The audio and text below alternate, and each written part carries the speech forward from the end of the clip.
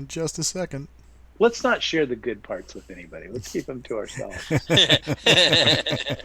So, there's good parts. so It's Andrew, all good. when do monks start?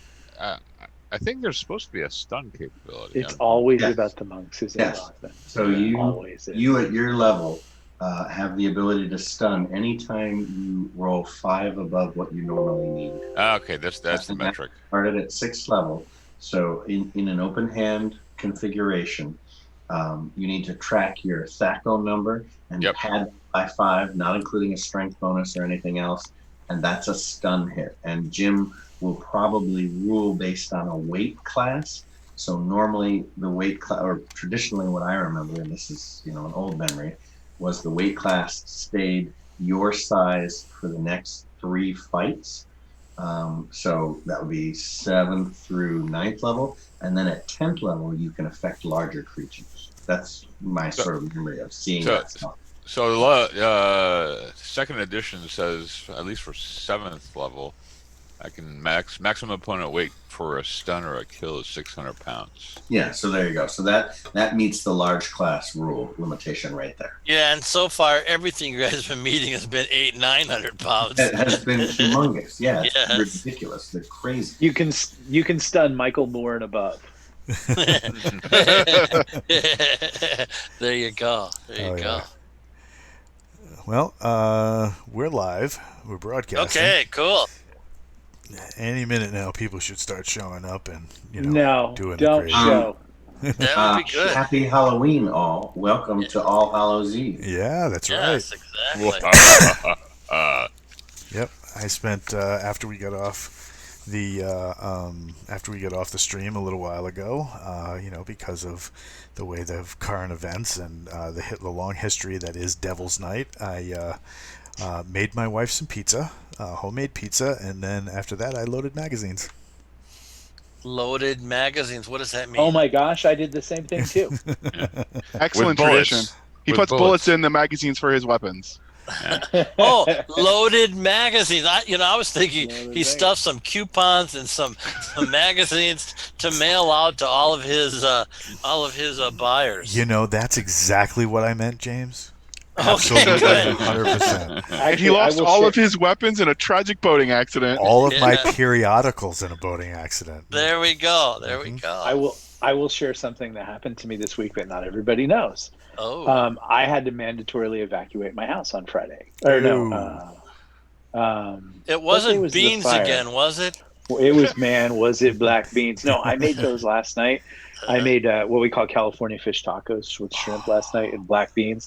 And those black beans tore through me like JR tore through that last Wolf. cave bear. Yeah, like the last Oh wolf. my God, that's No, but brilliant. I had to mandatorily evacuate my house on Tuesday, and so we got the voluntary evacuation order, and all my neighbors are out there huffing stuff, and I'm like, I'm not doing nothing. I kept writing and working, but I kept watching this firestorm build up in the orchard, and I said, I'm probably gonna have to go mobile here, so I got all my gear out and tomahawk and chest rig, and I loaded up 16 mags of 7.68. I said, because I don't know where I'm going. And then about 4:00, I went out and I was like, geez, oh, peas, that fire's huge. And it was time to go. And that's when they brought in the water bombers. And then they used the 737, like right a block from my house. That's how close it got. Did you remember to take your wife with you? Oh, she was ready to go. And I said to her, okay, it's time to go. And take what's essential. So she comes down with all her purses, her Apple Mac, Her expensive shoes. And I'm like, we're gonna have to have a go bag conversation. Yeah, a serious talk about that. Yes. And we went and stayed at Doc Spears' house. Oh, nice. He keeps out here on the coast, and then we checked into a hotel the next night. But for 3 nights, I was homeless. I didn't even tell anybody on Facebook because I just don't want people to know my biz. Yeah, But sure. for 3 nights, I was just driving around with a car full of weapons. Oh, wow. And now they're starting to board things up here because of the election. They think it's going to go bad. Yeah. So so it's just insanity. But yeah, it's time to load mags. Walt's been sending me some good knife videos, so I've been working those every morning with my workout. And I'm almost going to be sad if I don't get to karambit someone in the carotid artery. No. See, my. the beauty of where I live in a slightly rural area, even though I'm quote unquote Seattle, and so I'm out in the outskirts, and like I have like 6 neighbors that I can think of within a block from me that are all like deputy sheriff. Oh, sure. Yeah, you have Jason. Oh, he's like a few more than one block away, but yeah. I suspect I have more weaponry than he does, though. You guys live in Jeff Bezos' neighborhood. Exactly. Wow, isn't that something?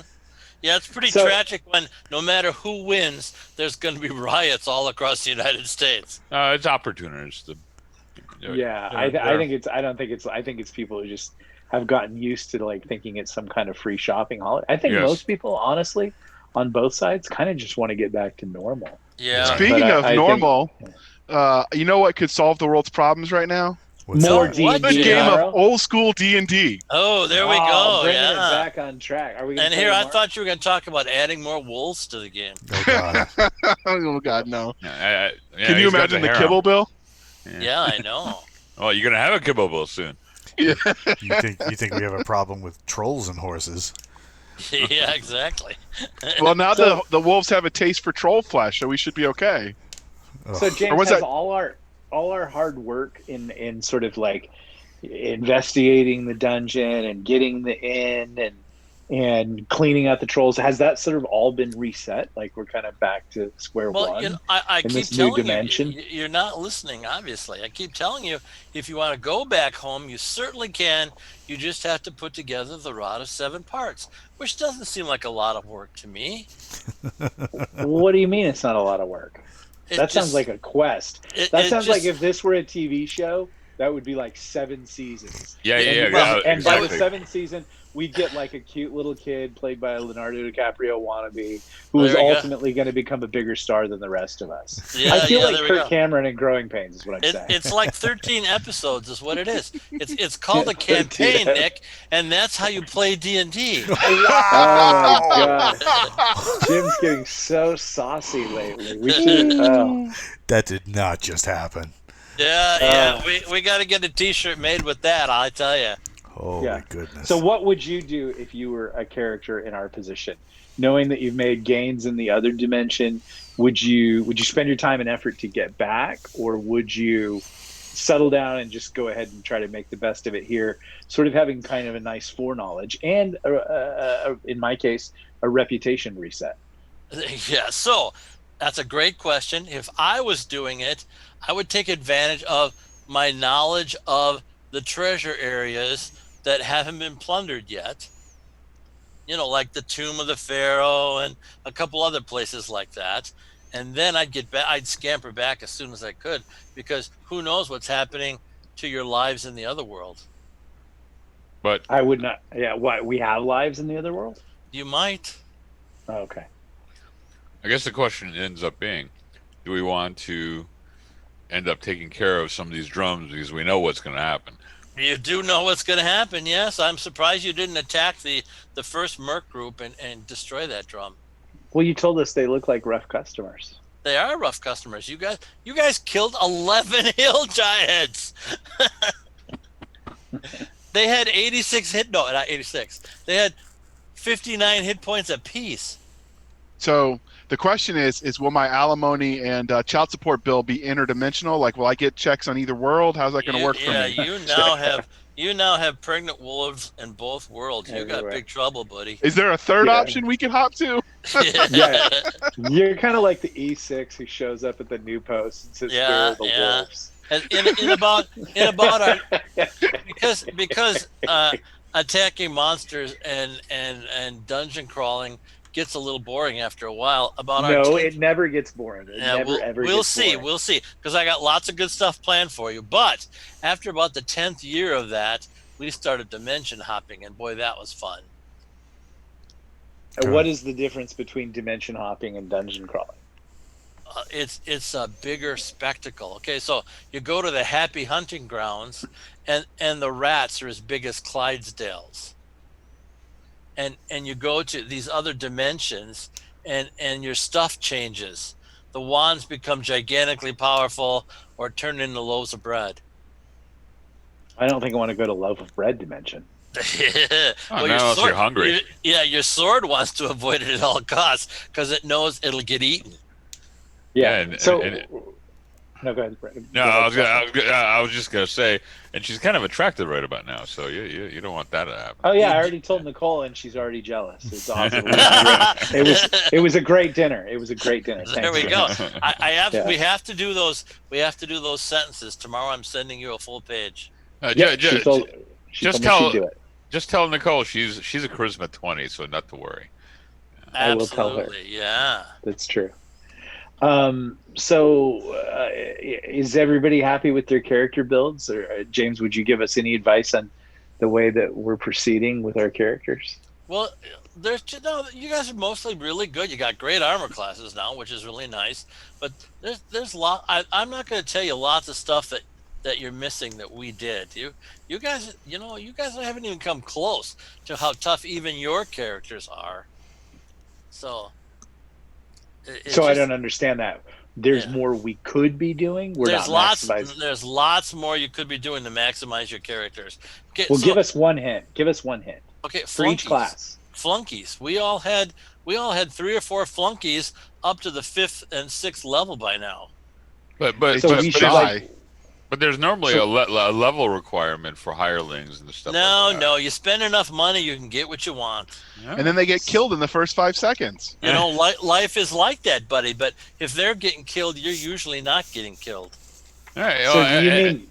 Okay, go. Do you mean our secondary characters, or do you mean we should be hiring? You should be posting on the boards all across Crimson City, 1,000 gold pieces for experienced characters to help in our battles. Maybe they can get drained. They'll flock to your banners, and then you'll start testing them out to see how good they are, and hire the good ones. So yeah, I mean, I had 8 or 9 fighters, and I had a cleric as my wizard character. And you guys aren't taking advantage of that. You got to.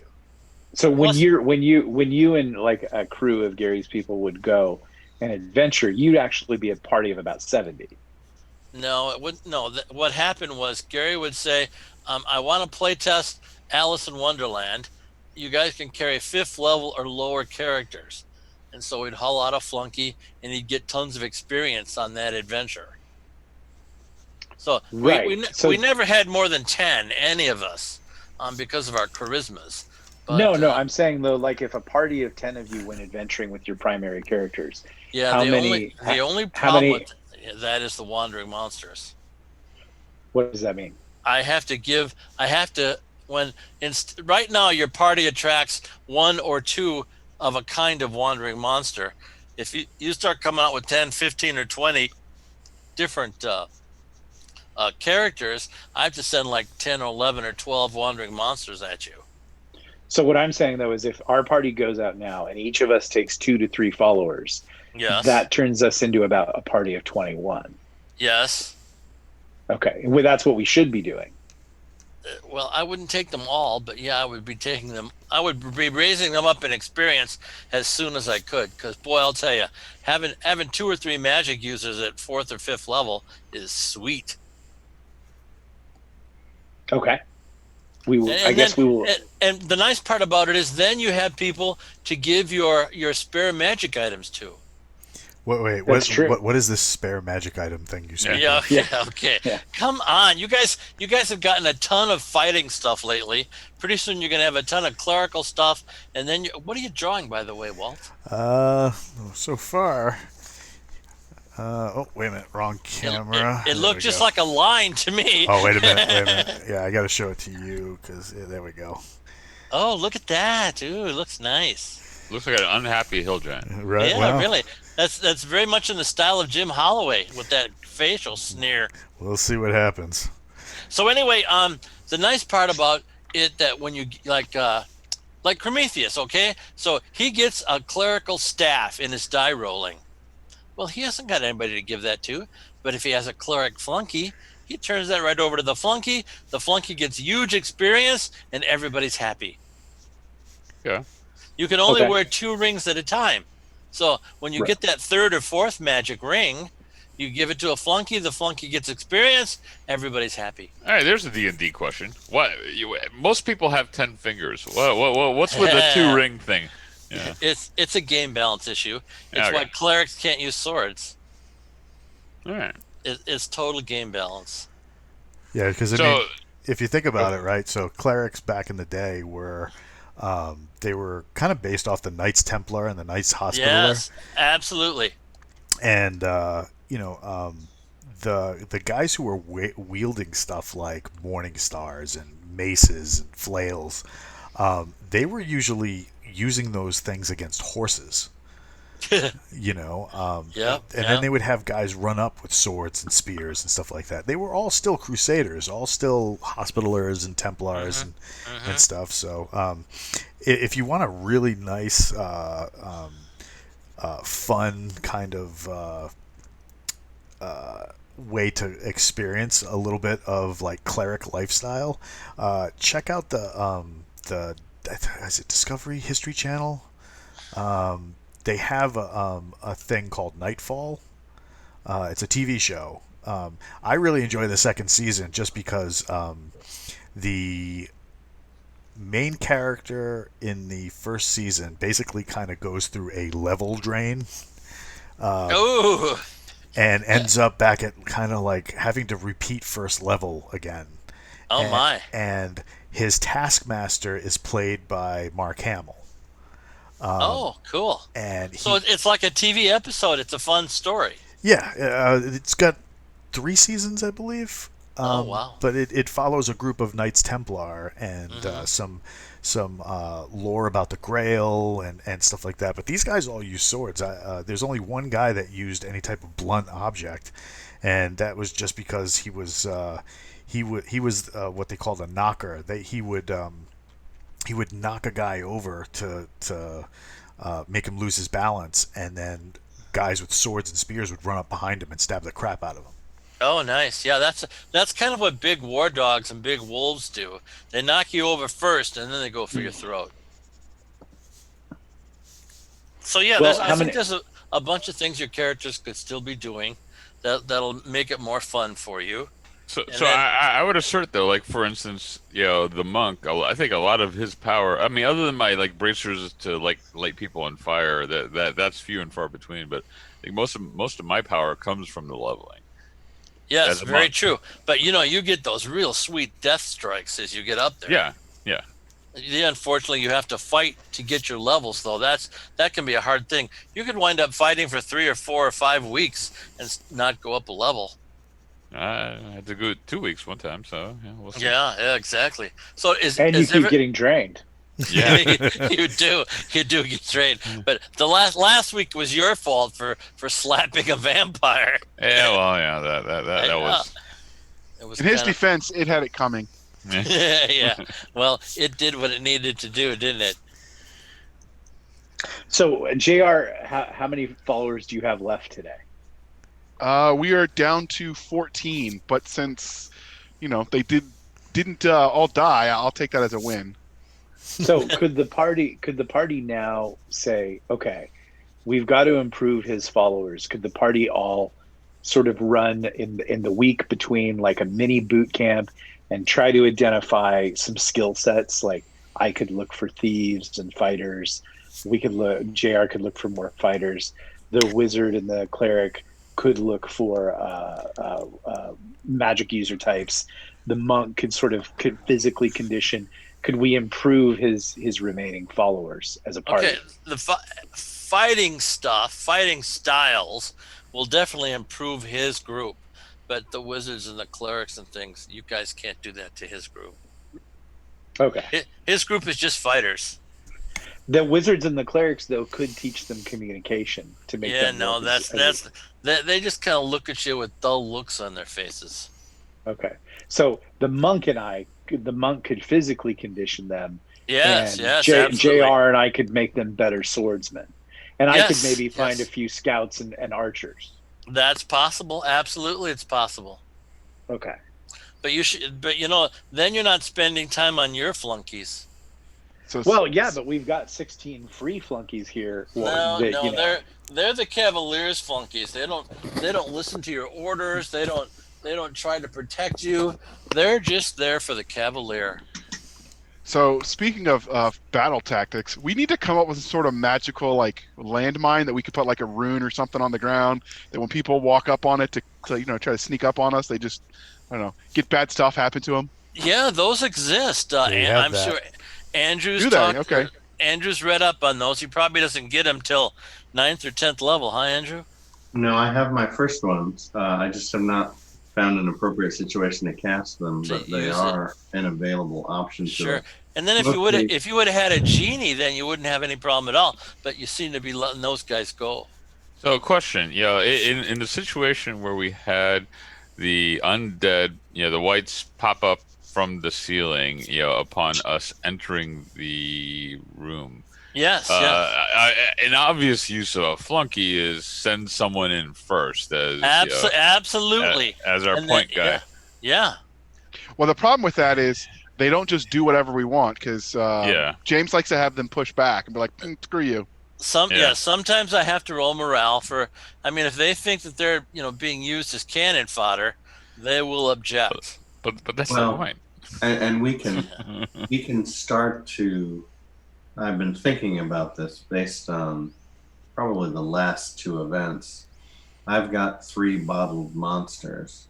Yes, he does. Now that I have a strong charm monster and a way to contact them without touching them, I'm going to start scrambling their brains on a regular basis. And we have some seriously powerful cannon fodder that we'll be able to start sending into places to take a ton of damage, and they'll like it. Yep, I can remember my first pyrohydra that I changed into a snail.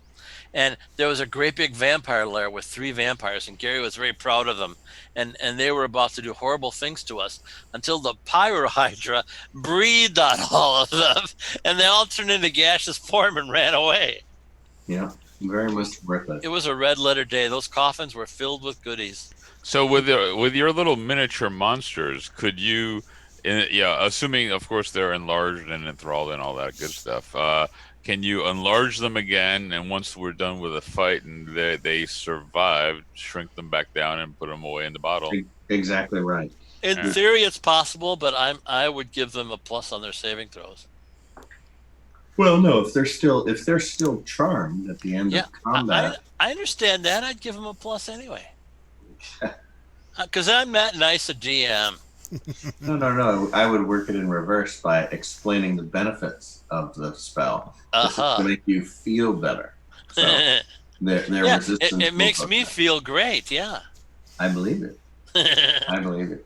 So those monsters will come in very handy. Unfortunately, there are times, and they don't really come to the 4th level, where there's portals that they just look like regular doorways, and you walk through and dispel magics are tossed on you.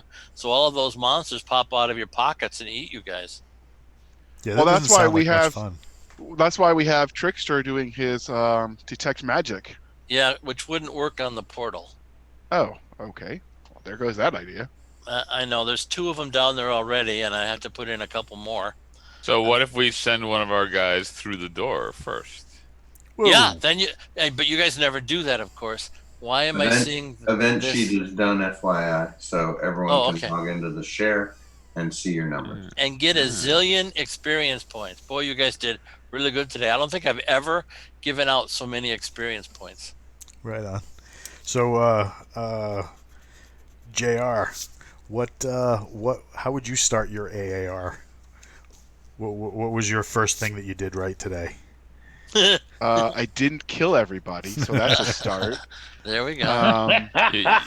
You distracted some wolves.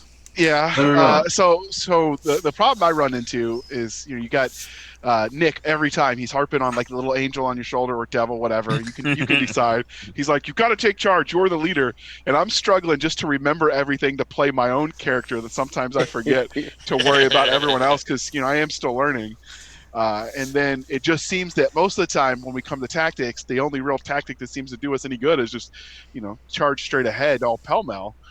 And so I don't know. For me, I'm so visual. It's hard to sometimes envision the terrain to think tactically when it's all in my head. Sure. So I've got to get better at that, I think. I think your call sign is now Tinder. Tinder. Swipe right.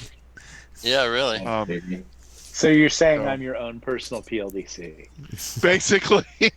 So I would hopefully as I get better at learning the rules, so I don't have to think as much. That'll get easier. Although this one and with Cheney, I was helping them in the private message, so it was like multitasking. I don't know how Walt does it. What's 'Cause, that? I don't the either. multitasking to the degree that you do. Yeah. It's very impressive, Walt. Captain Kilgosha in the chat is saying that JR is the Green Lieutenant and Nick is his staff sergeant. I see. Something like that. That would be Well, nice. I think JR made some good combat decisions today. Someone offered him the choice to split his attacks. And sometimes that's wise, but it really turned out that he did the right thing by just continuing to wail on one opponent. Yeah, you Even were a though, great you tank know- today. So you use the principle of mass right there. And if you would have split that, I think we'd have had 2 dead people if you wouldn't have, which would have been one me and the new guy. Yeah. But since you continued to wail, like I think what the Cavalier does is the Cavalier is a point and destroy weapon, but at the same time, the Cavalier has the ability to lead it. Like it might not be a bad idea to start, bringing your retainers down in with us, and organizing them as a military force. So what's a military force? I mean, like generally 9 times out of 10, it's either 2 assault components, an alpha team and a bravo team, or it's an assault element, subdivided, and a support element. So if you use those to support, you're like, as the Cavalier, that whoever the biggest, baddest boss in the room is, out of a sense of honor and self-glory, that's who you're going to fight. Well, then if you have a support team, you can use that support team to keep people off of you, with ranged fire while you engage the main target. And if you have a group of assaulters, they can assault with you and support your attack. Those are the basic things I'd say to a Cavalier to do. Technically, if we wiped out the giants, our horses should now be relatively free. But I think James will come up like, now Griffins are eating your horses. So the problem with that is, go ahead, James. It is a possibility, yes. In my group, the guy with the best armor class always led by 10 yards. So JR should probably be ahead by 10 yards. Sure, they start attacking him, but he's really hard to hit, and then everybody else can do their things behind him. We can do that. My only problem is it's always hard to use ranged warfare, but go ahead, JR. I was going to say, so the problem with that is at the rate he kills these, everybody you bring with you, it's like, well, that's a one and done solution. So I'm trying to think more campaign style and long term. And so when we designed them, and I spent a lot of time designing these characters, I made sure that their non-weapon proficiencies are all things that benefit the party. So we can have them up and running, repairing our weapons, making our armor, making our, arrows. And that's all gold we don't have to spend on that stuff that can go into, larger investments. I think there's a fair that's fair. But the observation I would make is that your characters are getting killed when they're unsupervised. They got killed in the first giant against the first battle with the giants and the trolls when we charged and we left them at the house and the Lehman's tiny hut, and they just stood there and took ranged fire. Yeah, So- exactly. So that was that one. And then today they got killed when we left them up in the well. So If question you're though. in their vicinity, you might get a chance to fight them. Like, so if you're taking them like against the cave bears, James can't just arbitrarily start killing them. You can say, assaulters, take this cave bear and support me. And you could divide it up. You could have 2 pikemen that go in and stick the bear while you go ahead and try to knock it down. Like you could have those kind of tactics. Yeah, exactly. So I think I think that the solution is you've got to fight your retainers. So question though, the retainers are most of the retainers typically considered level 1 or? Nope, they don't even get level 1. They're just 1 hit point dudes. Okay, that's why. No, he because had- So his are part of the munitions arms of Unearthed Arcana. So they actually range anywhere from 1st to 6th level, depending on how many he has. And Yeah. my what do you call it? Herald is a level 0, which is a Yeah, thing in you don't have a herald, of course. You used to. Yeah, he Right. used to. Right, but now that you're in a new dimension, we can go out into town and you can actively re-recruit yours, which is going to get you a chance to find a herald, an armiger, all those. And they don't want money; they just want well-being. So you have to take care and provide for them. But also, the training could be vital in that you'd have the ability to punch the lights out of the right things if you organize them. Absolutely. Well, Absolutely. because the reason I brought up the level thing is that, one of the tactics we could use is if his guys wouldn't be one punch wonders and, one and done, they could actually be distractions. So like the main party doesn't take the brunt of all of the attacks. They No, could because that's what's absorb. been That's what's happening. been killing them. Yes. If you give James a chance to kill them, he'll kill them. So the one disconnect I want to point out is James is treating them as 1 hit point people, Right. but they were not rolled up as such. They were rolled up as actual leveled characters. Yeah. Okay. So, and the reason I'm treating them all as 1 hit point is because JR is a new Cavalier. So he's inexperienced in everything. So all he attracted was 1 hit pointers. But as he gets more fame, in the, like if he was in the old Crimson Hawk City, he'd be attracting 2nd, 3rd, and 4th level characters. But nobody knows him. Nobody knows how powerful and mighty he is. So he's attracting the little guys first. Well, in this new dimension. Okay. and Nick, myself, JR, we should all be training these guys, getting them a couple levels, maybe, have farming some giant rats or whatever to get them some XP during the week. So maybe up their level. I guess we should go all Roman with them and get them a shield wall. Yeah, that would be help. Yes, we used to hunt down orc bands, and so Gary would roll a percentile dice to see how many orcs were in the band, and then we'd all start fighting them and killing them to get our little bit of experience for each dead orc. Those were the days. The other thing too is with something like retainers, right? And you're a cavalier, you can think just like a military commander. So if you got a dungeon that you're going into, right, it's no different than doing a building takedown. So when you do a building takedown, everybody just doesn't move through the building, because then you have to, every time you clear something, you have to leave somebody to remain in place to keep it clear, right? And to make sure that if something makes it unclear, that person starts sounding an alarm forward back to the guys who are forward of that position. Yeah, and now they know that, we need to halt our advance because we don't want to get caught from behind. So we have to reestablish control of what the rear area is, and then we can begin moving forward again. So what you can do is, to gain a little experience for these guys, they stay behind. We clear the rooms going forward, right? Once a room is clear, post a couple of guys as guard, right? Something like a rat or something like that comes up, they can deal with it. There's a little experience. Pretty soon they're not 0 level fighters anymore. Something big comes into that room and starts mollywomping them. Hey boss, he gets on the radio. Hey boss, we got a problem. Blah blah blah. And radio can be in medieval times anything from a whistle, Sure. like an old whistle, or a flute, or they used to have these. It was like a brass rod, and it was the precursor to like a tuning fork. And what they would do is they would got a guy with he would be like a sergeant at arms, and he would have a metal bracer, and they would whack these things really hard. And if somebody was forward in a castle as they were sieging castles, they would know to come back, because they heard the ding of that little improvised gong. Nice. So stuff like that. The only problem with that, of course, is that I have to, when he brings his Cavalier forces up with him, I have to divide up the experience. Yes. Well, that's the thing. Yeah. I mean, it does suck experience from you guys. But are we doing But with more accomplished people, like we might not have been wailed on so hard. Very Yeah. true. Like it could have easily gotten out of hand with the cave bears today. So here would be my suggestion. I would take your remaining 16 and I would develop 2 squads of 8, one of spear and maybe one of like skirmishers.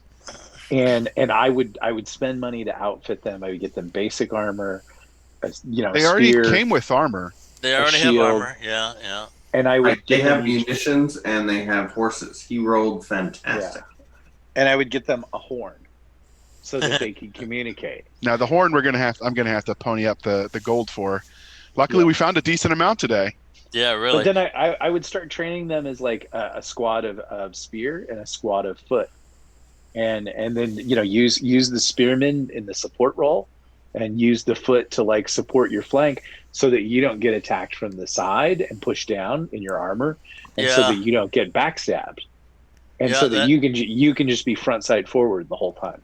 See, so that Cavalier, that's part of your role playing. That's part of your fun, is doing all that work. You get the fun of being a platoon sergeant, Yeah, exactly. but quote unquote Exactly. fun. Yeah, yeah, really.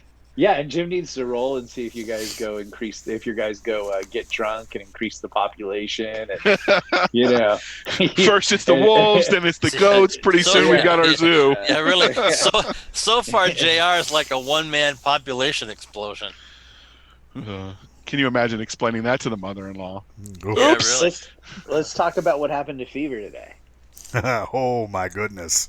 Good old Did Fever. not see that coming.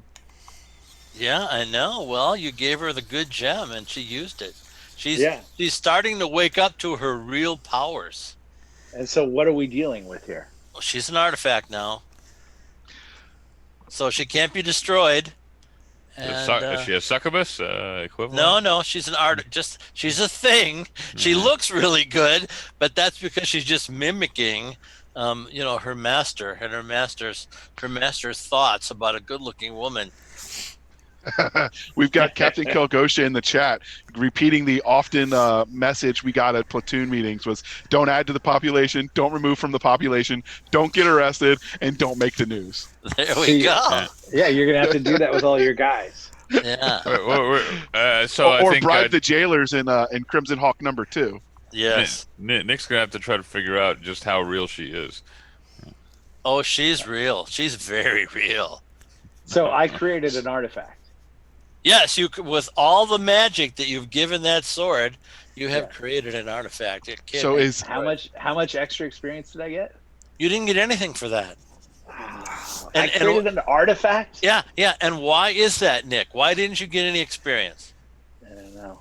Went into the sword. You know because you gave all of the experience to the sword. so I know, Captain, but I created the artifact. Like, Yeah, great. Literally, Yeah, you had yeah. said like Yeah. only sort of like supernatural Deities. beings do that, and here is good old Yeah. Prometheus. Yeah. Boy, Come I on. agree. Nick, I agree with you 100%. All right. so we have Captain Kilgosha wanting to know when there are going to be artifact babies. Well, we'll see. He only Okay. pops out once a month. It makes little daggers. Oh, Oh, it's God. just once a month. It's just once a month for an hour. I thought it was once a day. No, it's once every full moon. And what can it do? Well, you have to discover that yourself, buddy. Behind closed doors. She's just coming into her real powers right now. If I went and talked to the wizard in the black tower, is it a purple tower here? Or is it a black It's a white. tower? It's a white tower, It's a actually. white tower. Do Yeah. you think he could help us to understand it? You'll have to go see. Okay. He'd probably Okay. want it. Okay, So okay. how often does that happen where the players end up turning a magic weapon into a artifact sentient sort of? It's never Thing. happened before. I'm the first one to do it. It doesn't happen often in Gary's game, but I did turn a staff into an artifact weapon. And can an How much- artifact get pregnant? Not Dear usually. God. Not usually. How much experience did Gary give you for that? I think I Probably. got like 50 thou. And me. Ouch! It burns! It burns! Jeez. Uh, Watch JR will be like, I give a copper to the church, and James were like, take 10 levels. Yeah, take 10 levels. That's Well, this exactly dimension is different because in the last dimension, when I tithed, I got XP for the gold coming in and XP for the gold tithing. But this dimension, that is not so. right. That is not so. As to that burning, that's what you get for 40 wolves. So what do you want? Yeah. Exactly. I should probably roll for disease. Ouch. Yeah, wait till Doc has to swab you, dude. I Yeah. know. Ooh. Lycanthropes are immune to disease. He's not a lycanthrope anymore. He's though. not a lycanthrope anymore. Oh, Good roll point, though, for Andrew. for JR. I thought you meant the wolves. Yeah, that's Yeah, no. bad. They're Actually, they I'm aren't going to immune bear. I'm immune to disease. I think next level. Or Oh, something. won't that be good? If you ever get to that next level. Yeah, well, yeah. Life is Did he kind of get- hard for you. Did he get a restore? Yeah. I think you guys spent the money, right, Andrew? I did, yes. I'm now poor. You guys are all poor. So he We are does the not poor. Tennessee two-step. Yeah. Two-step, No. 1 step forward, 2 steps back. So, Yeah, so really. some stuff that I will share. We are not poor. My traveling bank is still with us, which we can leverage. Remember, our group agreement was that we tax all of our special guests and all of our reoccurring a percentage of all income. And so I've been tracking that for the last 6 events that we've been doing that, and I hold that money. And so we have that cash available to us. That's good. Hey, by the way, I've been thinking about that. You guys sure you want to give magic items to your guests? No, we never The did. answer is no. I think the bard has the horn, doesn't she? She Because does. you said we could not give it to the guests. Did I? No, No, we that was No. my memory. It's No, wrong. Jim. That was in the other universe. Yeah, really. I wouldn't give the. Isn't it politely understood that Prometheus murders them as the show ends? No. And I should get experience for that. But I hope JR, I want you to keep those sheets, though. We're going to turn that into a product. What sheets?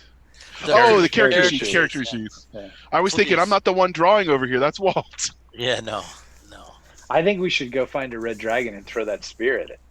What a Hey. great idea. Oh, my That goodness. seems like some easy money, right? Yeah, Is there an nice. ancient, Yeah, that's is there all the you have world's to do. largest ancient huge red dragon just kind of around that we can go do that at and take its stuff? It's definitely around, yes. And I've got a dragon bow, so plus 10. The spear is instant death. Oh, we could go hit Robillard with that mace. We can go. We can. Robillard, of course, is a lawful good character in this world. That doesn't matter to me. It probably should. What matters to me is stuff. Uh-huh. So are we related to him, or am I related to him? No, not at all. No, you're much nicer than he is. Oh. But you said he's lawful good. Yeah, he's lawful good. But the player in real life is chaotic evil. The So player in real life wanted to be chaotic evil, which I found very strange.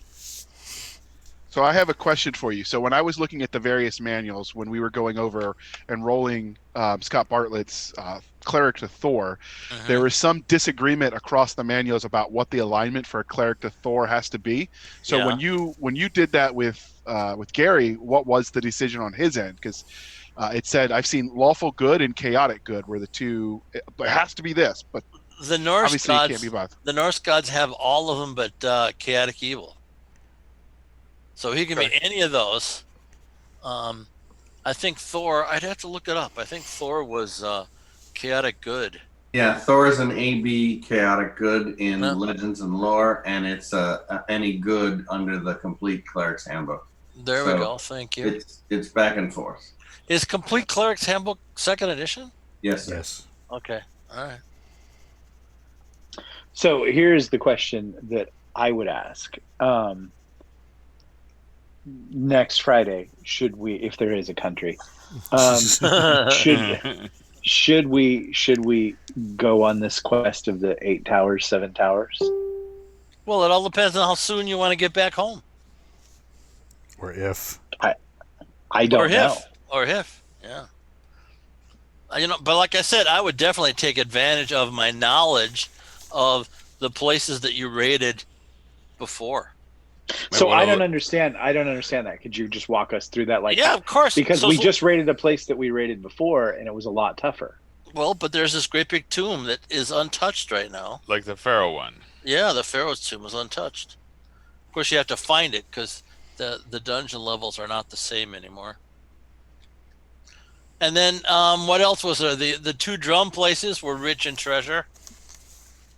The two Yes. So is there a king now that's in exile? Are you gonna No, you he gonna fill was. us in?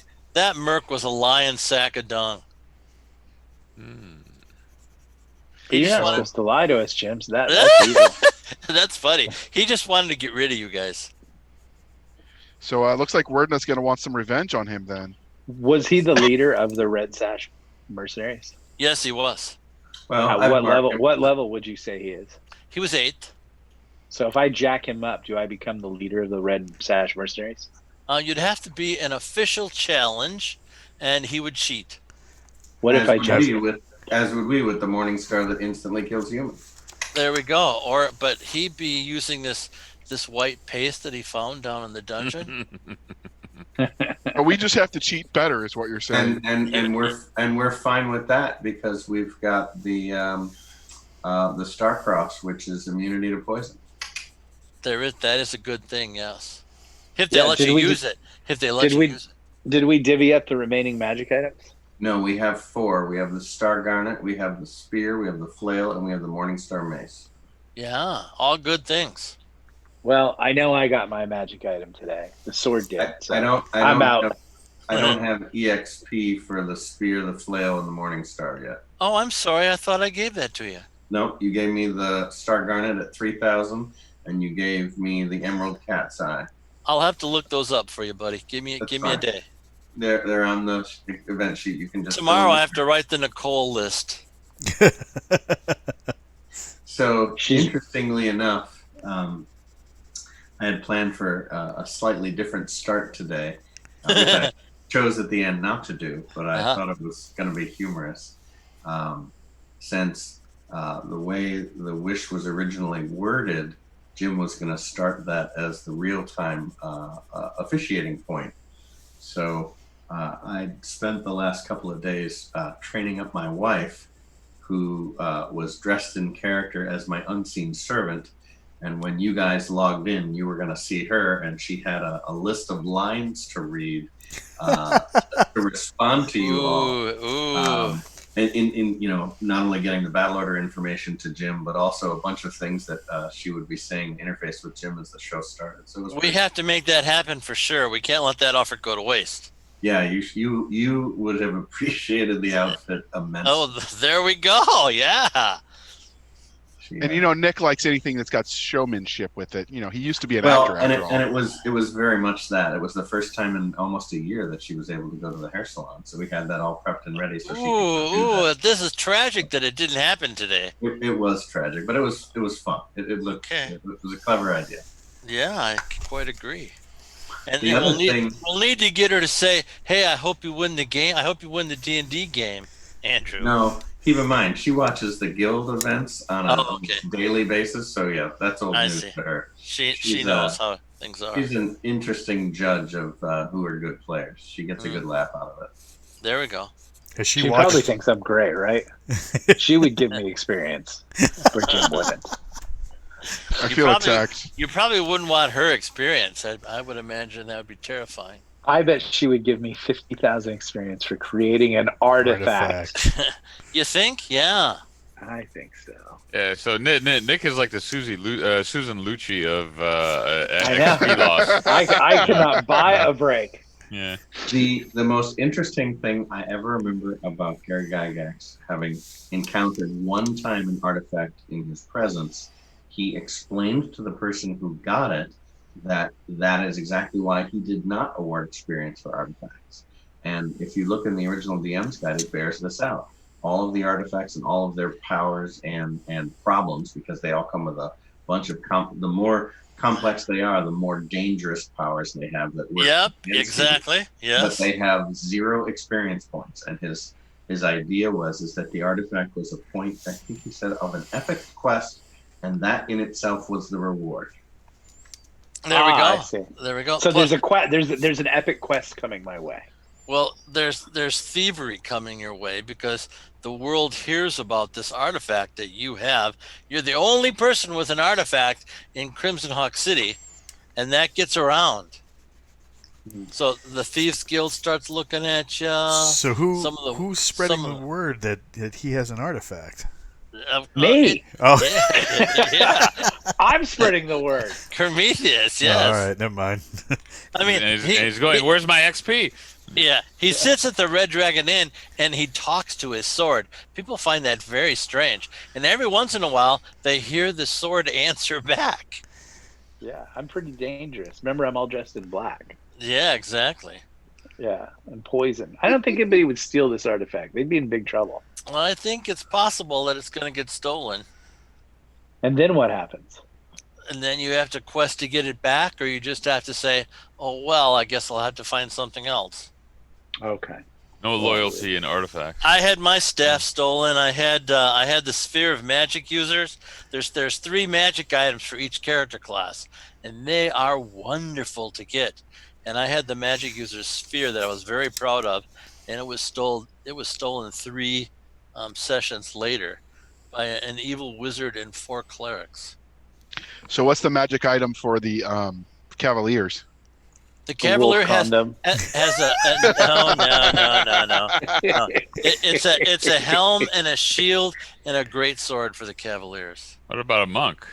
We're Monks usually get light. monks get a quarterstaff and a pair of gloves. What was the third thing? The thing I remember was the sash of the There we Grandmaster go. of Flowers. Yeah, it was a So sash. if you can do that fight and you are awarded the title, that usually removes you from play because you then become an NPC in charge of facilitating all the others who try and make their way to the challenge. Yeah, that's 12th level in this world. Oh, that's not the Grandmaster of Flowers is not 17th; it's 12th. No, it's 12 here. Wow. And then you don't get to play your character anymore?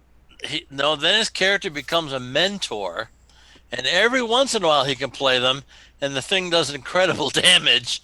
But normally he'd have to play a flunky. That's why it's so important to start working up your flunkies. I had a great flunky, 2 of them, but we left them in another dimension. Yes, you did. Yes, my- you did. My idiot barbarian and my dwarf. I had this 9th level wizard. Oh my goodness, he was wonderful. And a blasted demon possessed his body. And I wasn't given a choice. I had to kill my flunky, and it really hurt me bad. Wasn't funny, guys. It wasn't funny.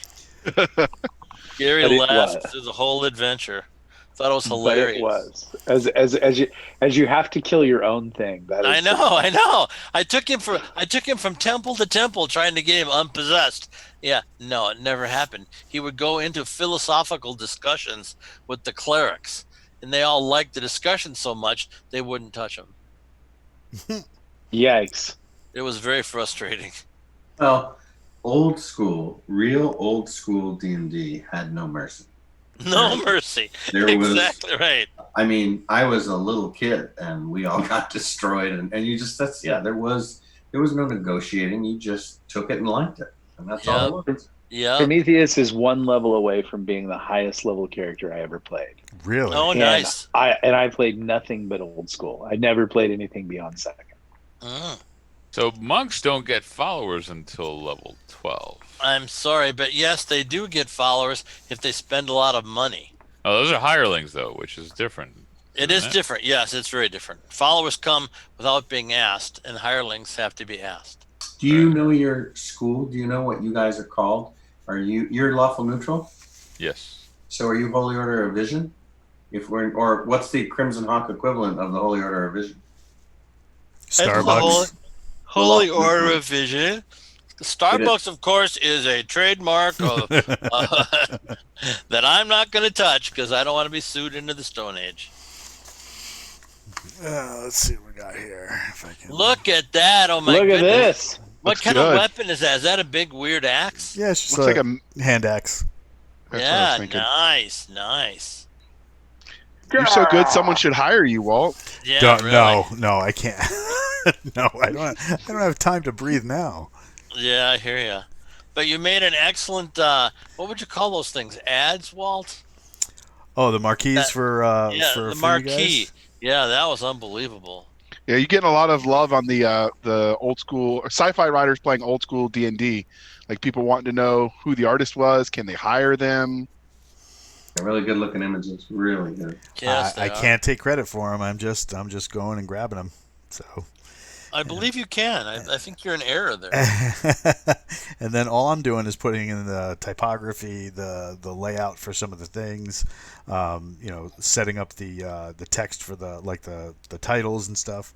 I mean, I'm not really doing that much, so I'm just kind of. Well, it's magic to us. Yes, I never it made it sure past is. stick figure, so it's all Yeah, magic. really. Okay, so let's go through the group. Nick, what did you do wrong today? Nothing. Let's see. I convinced the Cavalier to go have sex with wolves and divided the force that was attacking us. There is that. Yes. I then wiped out a bunch of hill giants by basically leading an attack and pretty much decimating them on my own with my awesome sword. Oh, yes. I then led the attack against the cave bears, turned one to stone, fought down to one hit point. Oh, and then I created an artifact. There we Yeah, go. it's been a red letter day for me. JR, did you do anything wrong today?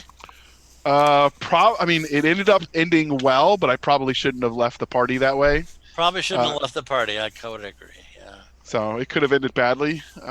See. Walt, how about you, buddy? I think I need to start acting like Warden's bodyguard. Well, I'm sure he'd appreciate that. Because he has a tendency to like run and have squirrel moments. Like, I'm gonna run over here and check this out. It's like, now granted, that worked out for us. Yeah, but big time. But at the same time, he could, one wrong move and he could get mollywomped, and we don't want that. You were looking to in the last session. You were looking to get him. That was clear. And like Andrew did the classic, this is how you lose a character thing. That he didn't is amazing. It turned out to be fortuitous. But 99% of the time, that's how you lose your character. Well, that's why I burned through that cat's eye petrification gem. I knew I'd probably lose it, but we were trying to follow Walt to get there, but this stupid troll wouldn't die. I know, it's terrible. Michael, how about you? Well, one of the mistakes I made was not realizing that we were detecting undead, but we didn't see them, and the up, down, all around upon entry. We shouldn't have gotten surprised by those guys. Well, we knew they were there. We were detected. Yeah, you just didn't know where they were. So I don't know that it was entirely surprise. Oh, it was entirely surprise, yeah. Yeah, but sometimes you're going to just have to do combat. You're gonna have to take damage. You can't. Very true. This is not a video game where you can like gank the doorway and just kill it. I mean, the fact that you got level drained today is just standard. No, right. You could have died. Agreed. No, agreed. I'm just thinking that knowing that what you're coming into is, you've got somebody that's likely hiding. I'm like, we should be able to roll something in and just toss a grenade equivalent. In D&D. I thought of that. Wouldn't that be D&D nice? flashbang. Yeah. I will say that even though it risked his character Scott Bartlett on his first time in a long time playing, saying, I used the Beserker spell, so I got to be Beserker, and just charging in, even though he was almost dead, I was like, yeah. Yeah, that was really good. He played true to character, unlike the guy that ran away. That takes us to our good friend Word now. How about you, buddy? So my day started with a lot of homework. And the initial wish outline. I built a 5-page outline and basically created all of the variables in the function. And then I named each variable. We had the train track approach, we had the previous action, and then we had the Bill and Ted. And I walked through what it would be like for the timing, the execution of it, and then wound up, after you gave me your datum points, I actually crafted the wish on the fly per Nick's request, and literally wrote and hammered it out, and then gave it to you in real time. And it turned out great. Well, it was an interesting opportunity. I would Yeah. say I've been calculating the number of kills per event to get a sense of what my average is. Oh, And so I'm noticing that my kill ratio has been going up pretty extensively as I've passed third circle spells. oh, you got great new spells that you're using to wipe things out. So my hitting power is more, and I'm able to figure out where spellcraft becomes more valuable. I think the next steps are either going to be, as you said, flunkies who can manage expectations, or magic items that are going to be more useful for mobile and remote summoning. So I'm in the process now of designing newer spells that bridge different gaps that are holes that we have in the way our tactics work. All Well, right. we can just get you on some cardio and pump you up and some supplements. Get you bulking up huge, and people say, "Do you even lift strength, wizard there's no brawl?" bulking anything. And Yeah, there we strength, go. all I'm happy to say is I'm a smoker, probably. Who knows? God knows. Okay, But, so yeah, go go ahead. ahead, Andrew. No, you go No, ahead. what were you Andrew. saying? I was going to say, you guys don't search worth beans. Hey, So, hey, I poked that pile of crap. Yeah, great. Okay, so where did those 4 whites come from? Up That's above. Up above in the ceiling. Nobody thought to go up to those 4 little compartments to see what kind of treasures the whites put in there. Well, They we were do now, Jim. Yeah, you're not getting it. They don't seem to be there anymore. Oh. But there was nice red cedar boxes. I really love my red cedar boxes, and there was nice platinum and nice gems. Really some good stuff. The poor In our sword. defense, we were up against the clock. Yeah, Yeah. that's true. That's true too. All right, but I don't think- did ask the sword to detect magic. Yeah, and he couldn't detect it through the rock. But you guys really don't search very well yet. I'm sure that'll Okay. come. All right. Well, maybe you could give us a break and teach us how to do it a little, and then we can start doing it. Yeah, no, man. Maybe That'll you'll learn happen it. on what is it, November 11th, November 13th? Yeah, really. You'll just have to learn it the old-fashioned way. And I hope your dwarf doesn't get stabbed in the You know, back. I think Speaking of November 11th, why don't we tell people what we're talking about? Because this was discussed It's offline, wasn't it? November 13th or 11th. Yeah. Yeah, it's 13. Yeah. 13th. Yeah. So basically, the legendary DM James Ward is going to depopify for the day, and he is going to assume the role of a player character, and he's going to be abused and misused and wailed upon and ruled against, as he has done. So will be done unto him. I will probably die in the first hour, knowing my good friend Walt. Oh, Jim, I'm sorry. Those thorns just killed you dead. So have we made any announcements for that week yet? No, we will. But Okay. just to the people on the channel, Walt, our cleric, is also a DM, as is Andrew. I think those are really our only 2 DMs. Rothman, I know you DM'd your sons, right? Yes. And I DM'd once, and it was horrible. I think in the first session, everybody went from 1st to 6th level. Oh my goodness, that can't happen. I did it though; it was great. Doesn't And then sound suddenly good. everybody at the game store wanted to play with me. They were like, like I remember this one like college age dude who his name was Don, and he would spill coffee everywhere. He constantly that was his thing. But he was probably like a really high level functioning philosophy math major, and he heard I was just giving stuff away, and he's like, I pick up a bone and I put a scroll of fireball on it. Is it now a wand of fireballs? And I'm all, sure, why not? Oh my god! So I'm a horrible DM. Even But, at my Walt- craziest, I've never done that. Walt is going to take over. Walt, do you want to give us a bit of a preview of what kind of style you are? Are you Monty Hall? Are you a serial killer?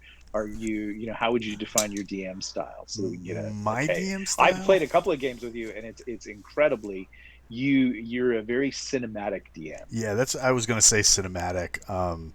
I really enjoy the player character experience, and I like that to be on the table. So what I mean by that is when just heavy-handed stuff and slapping down players, I was under those GMs for a little bit, and that never sat well to me because these are guys going out and doing heroic things, and where's the heroism when you're just being slapped down and told no all the time? Now granted, if you prompt your players to dare and dare big, if they win, let them win big. But if they fail, let the consequences roll and be as they may. And that's where because I own my own game company, I own my own game system. The benefit of having that is getting to see that kind of that developmental experience where not only did you develop this system that really plays well to people's sense of story, because we all have that story that we want to tell, whether it comes out on the game table or not. Everybody's got that story that they want. At some point, Levi has the story of rising through the dojo and becoming a master in his own right. Wordna, to Wordna, the mastery of elemental forces is its own reward, but yet cultivating these ragtag band of crazy miscreants, it's like he's herding cats. And when he had to do the first big herding, he was like, wow, this is fun. I like hurting these people, but having each character have their own, have that, and being able to put that on the table as center story rather than just the planned out module. I really enjoy that randomness when a player goes, I don't want to look at that, I want to go look at that flower, and suddenly you're, as a GM, you're challenged very improv theater-esque to say, how can I screw with them with this flower? Or make, and not just so much screw, but let it become something important, so that even if it's minuscule in its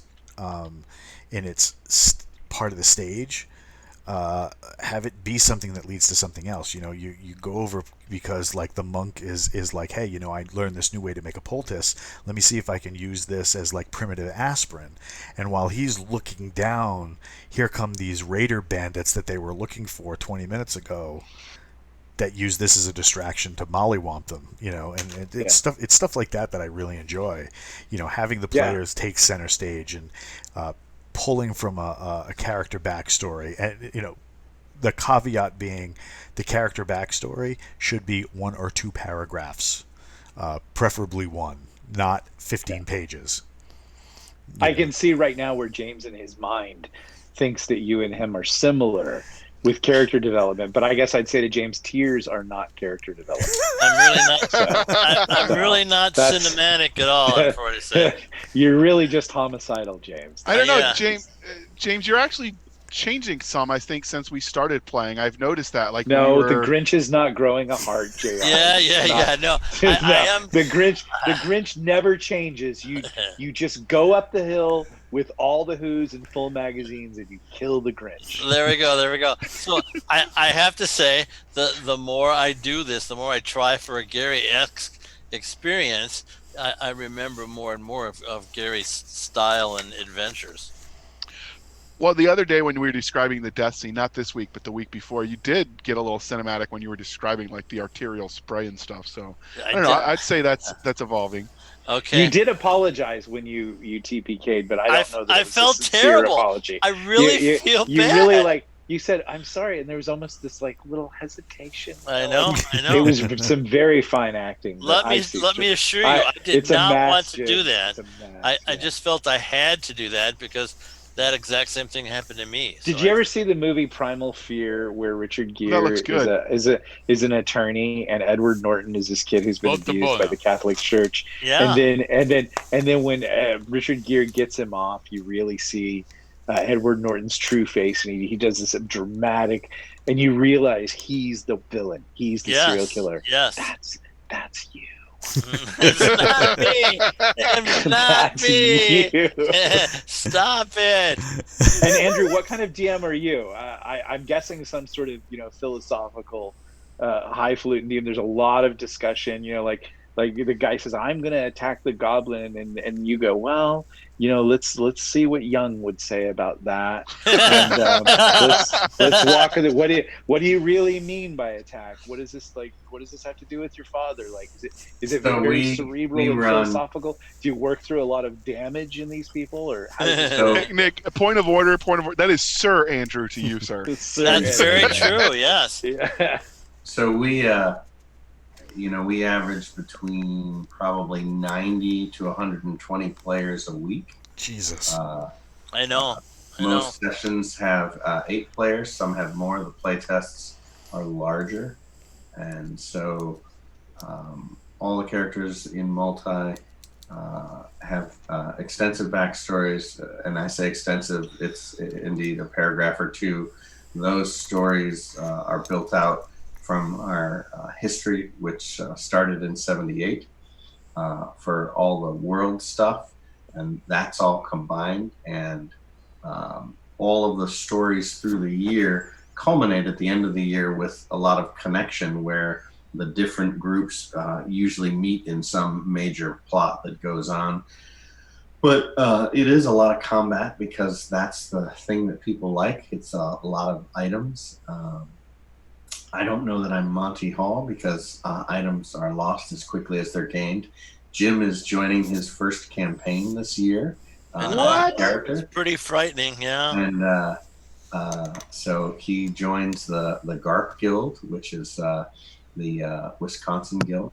And so they're very excited to have him join the ranks. They just want me to die. That's what they want. I think that's Yes, Jim, less that an is issue. true.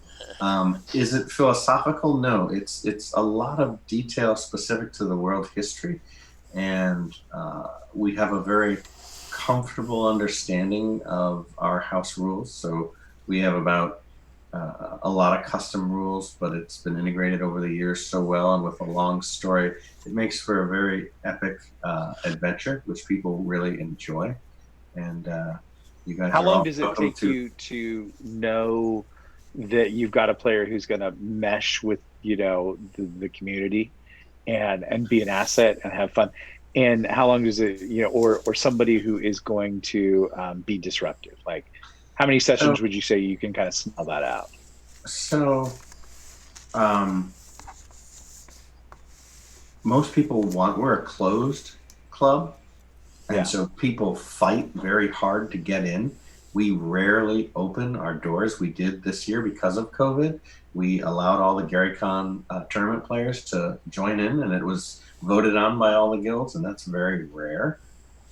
So since people are fighting to get in, to join, we have just under 300 members.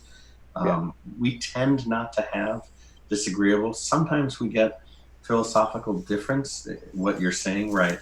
And those people tend to not survive for long, either through party politics or bad decision making. And so the game takes care of its own pretty quickly. Everyone is offered 2 characters that they get to roll a year. And once you've squeezed the lifeblood out of both, you either wait or hope that there's a new campaign where you can get an extra shot in. It's tough to survive, but people seem to really enjoy that challenge. They should. We move quickly and strong. We run 2 all-night sessions at GaryCon where we start at 6 p.m. and go till they all fall asleep, which is usually around 2 a.m. to 5 a.m. because I always start my games at 7 a.m. the next day. Yikes. So it's good. I know. I run a full show at GaryCon. I run 12 events over the 60 hours, so it's a long time. And I play 2 campaigns. I play in Jim's campaign, and I play in the Tournament Open since we've been the reigning champions the last couple of years. So nice. It's fun. So you're all very welcome. Yeah. Well, we thank you, Andrew, for saving our bacon with your wish construction. I'm still chewing on what it means. So here's the interesting thing that we can now do. One, Drawn has the ability to do augury. And 2, I have a crystal ball of prowess that allows me to contact other planes. So we have a way to look back home and get a sense of where or when that is. The hints that Jim has dropped today are that we are different where and a different when. So we need to try and see if we can get enough divine intervention information to understand what that actually means. Now, the other thing that's interesting is we also, through a lucky land grab, have title to this Red Dragon Inn, a simultaneous title. So we have to decide if we want to reacquire it for our own benefit. I don't know that that's a good act. I don't know that's a good idea. It sounds like an alignment change to me. Well, it all depends on what we actually do. So, Well, Prometheus could explain your existence to you, but you wouldn't like the answer. Or Prometheus could just have a talk with the owner, and suddenly the owner has vanished. No, I mean, Prometheus could explain the nature of existence to you as Prometheus understands it, but you wouldn't like the answer. Yeah, exactly. So we've got a question from Captain Kilgosha in the chat. The guy doesn't seem to sleep because he's always on when we are. But I know he wants to And know. we love him. JR, don't shame him for that. No, I am not. Is he a subscriber? Yeah, he's yes. the subscriber. He's the first one, at least. He's the man. Oh yeah, But, he he wants to know. He should come and play one day. He should, yes. So he wants to know if he can, if we can either hear the wish. Although since it was so long, what do you think about sharing it in the Facebook group, Wordna? That's an interesting question. I'll chew on that with Jim if I guess if you're okay with it. It's not proprietary technology. No, No. It really kind of is, actually. Why? I think I wouldn't like to share that piece of information. Oh, were there wish shenanigans between you two? There were definitely wish shenanigans, yes. Were you guys trying to fuck with my sword? do you still have your sword? You're gonna learn a lesson. Never fuck with another man's sword. Yeah. So exactly. the most important thing you can take away, the question really is, whose sword is that? I think that's the question you're asking. Or whether the use of the word "with" was appropriate or not. Yeah, really. And I can't really wait till the sword gets pregnant. I'm really looking forward to that. Oh God, Those hormonal times. Oh my goodness. I don't even want to know. Yeah. Well, now we know it will be healthy because it's got 10 frickin' health points. Yeah, exactly. Every day. Every day. No, I thought you said it had much more. Now that it's realizing who it is. It's now a creature as opposed to an inanimate object. It's now What an kind artifact creature. Actually, what- there's only 3 of those in the whole universe. So, what kind of creature is that? What does that mean? Like a titan? It's different from a titan. It's much smarter than a titan, but it's not. It doesn't have those powers. It's kind of hard to explain. I've got a list of 6 powers that you haven't found out about it yet. That just has to happen through gameplay. She's holding out on yeah. you. I It sounds very much like somebody's being a side. I don't want to swear. Yeah, well, we knew she was a gold digger, so Yeah, there's that's that. true. She definitely is a gold digger. Yes. Don't talk about my sweet baby that way. Oh, baby. Oh my goodness. So Captain I'll sweet Kilgosia talk it out of her. said 1, it sounds like marriage, and 2, who owns whom? Karen owns Chrome is his suggestion. Yeah. Who owns whom? That's a question that'll become more and more asked as time goes on. I think Prometheus is too much of a narcissistic sociopath. Uh-huh. It would be like, Andrew's the psychology expert, actually. I don't think you can own a narcissistic sociopath. We'll see. That's what everybody says. Actually, is narcissism just inherent in sociopaths? I don't know, but I know he's not a psychopath. He's definitely a sociopath. Yeah. Well, when he starts wearing gems on every finger, something's up. Okay. So James, I have a D&D history question. So of course. since wishes, probably need to come with their own lawyers attached. Yes. Yes. What's the over the years, what's the most common thing people end up wishing for? It's almost always life. It's almost always when they die they want to come back alive. Yeah. That's used a lot. And in the beginning, when times were good, we raised all our attributes up until Gary changed it to 1/10 per wish. We which was should have like a little bit of time like that. You can have a little bit of time like that, yeah, but you got to find more wishes. Gary had lots of wishes in his game on purpose. So There should be more wishes in our game on purpose. no, you have no idea. There's tons of wishes in this game. The very first wish I ever got, I wished for a magic weapon, and the weapon appeared, and it was animate, and it cut off my arm. So I had to figure out how to beat it down and then get it and work with it one-handed. It was it really taught me how, it was old school. It was and no mercy. That's harsh, yes. My first wish was I wanted to know where the biggest treasure in the castle was.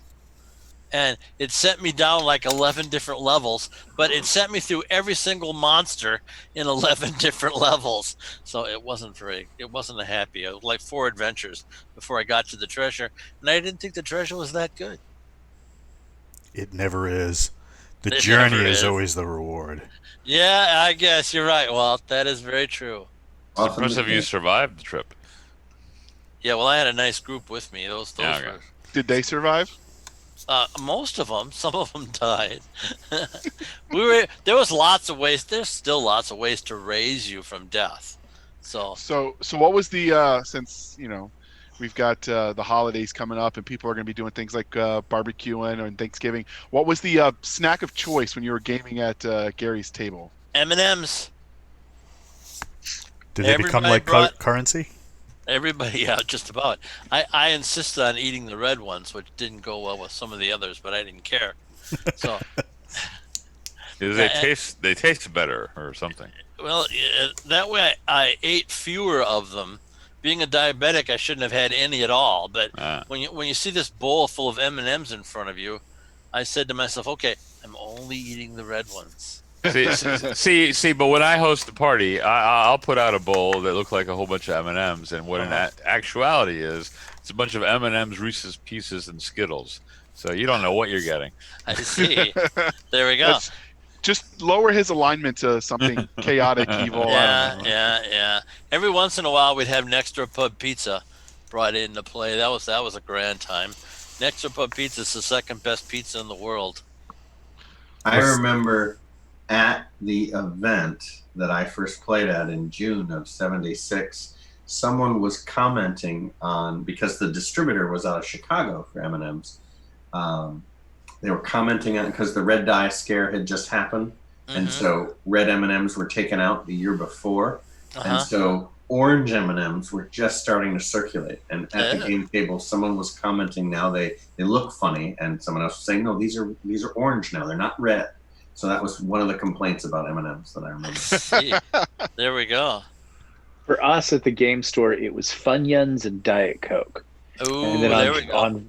On Friday nights, we would all run there after school, so we'd get it there at like 4:00, and we'd start playing at about 8 or 9 o'clock. We'd go to Taco Bell and get Mexican pizzas. And we'd come back and play until like 1:00 in the morning. Sounds good. Awesome. Sounds very good. Yeah. See, when I played D&D, it was back in the neighborhood, and I was 12, 13, whatever, and I vividly remember my mom would always make brownies. So so brownies was evidently the. What a great mom you had. Oh yeah. What about you, Walt? What was the snack of choice? In the beginning, just like everybody else, pizza. But then a big chunk of my high school, junior high school career in D&D was spent while I was also wrestling and doing martial arts. So I had to maintain a certain weight. Ooh. So I had to cut out a lot of snacks. People would be, chomping on Doritos and chips and all this craziness, and I'd have like celery sticks if I had anything at all. I'd go upstairs to spit into the sink because I needed to lose as much weight as possible. Yeah, wrestling is harsh. I like that. Yeah. Not when you wrestle heavyweight. That's like dancing bears. Yeah, I agree with you that Dorito was really the chip of choice. That's the one I remember everyone eating the most of. And Mountain Dew in the 70s seemed to be the heavyweight soda. Yeah. When it was when in the 80s when Cool Ranch flavored Doritos first debuted, Oh, that immediately dethroned backstabbed Funyuns. It's true. yeah. That Those was those great. are delicious. I remember. Yeah. Yeah, really. See, I was a swimmer and a catcher, so I could eat as many calories as I wanted. I would hit McDonald's and do 2 Big Macs, nuggets, a cheeseburger, a shake, 2 fries, and a Really? Coke. Wow. But swimmers need all the calories they can get. Mhm. I remember reading Michael Phelps. The obnoxious amounts of food that he would eat. Oh, yeah. Like 6 or Yeah. 7,000 calories a day or something like that. Yeah, it's like Yeah, it was crazy. Even when I swim now, like I'll get out of the pool and I'll be all 28 tacos, please. That looks Nice. glorious. Oh, I like the arrows and the shield. Nice touch. Yep, that is a brutal image. What if we would have charmed one of the giants? Could he have been our hireling? Well, for a day, he gets to save every morning.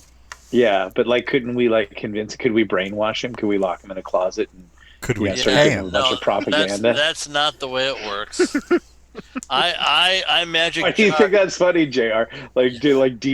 Programming a giant and turning him into. Yeah. What if we become a cult? Can we just Like can the we become Manchurian like, candidate, right? Can We we, can make yeah, our can we own. become like a sex cult? You know, for I'm giants?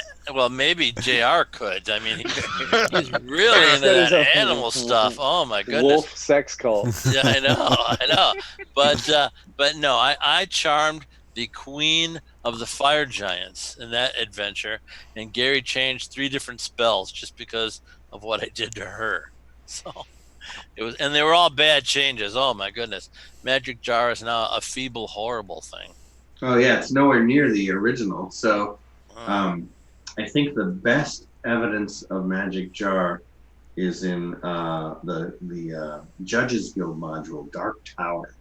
Half-Rung Hell Eyes has Magic Jarred all these different creatures under the old rule, and that's fantastically brutal.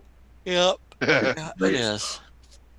So we've got Lucky 2222 saying he's glad the cave bears were male, or it could have gotten ugly. And since it is officially Halloween, so what's the scariest module you guys have played? Well, Tomb of Horrors for me. Jason, when we did this show in its first incarnation, in the second season, ran Feast of Goblins from Ravenloft, and then Jason and I do sort of mastermind event in Napa, and we get there the night before, and Jason runs Ravenloft. Oof. Oh, And for some reason, and Jason, he's a really good DM. He really gets his Reggie character. He really does all the voices, and nice. it's fun just to argue with him to make him keep doing the voices. So you just find a random character in in Ravenloft, and he has to really get into the hopeless villager who is being tormented. But I like the Ravenloft modules are I think for writers are just a good read because they have such atmosphere and setting and dread and social structure and politics, and it's really I thought it was fascinating the deep dive that you did today, our own D&D TED Talk on the history of D&D. Just really I don't know that Ravenloft was ever codified as what it really is, which if you really think about it, it's Lost. It's the TV show Lost. It seems to be a version of hell that bad people go to. You can just now play in hell.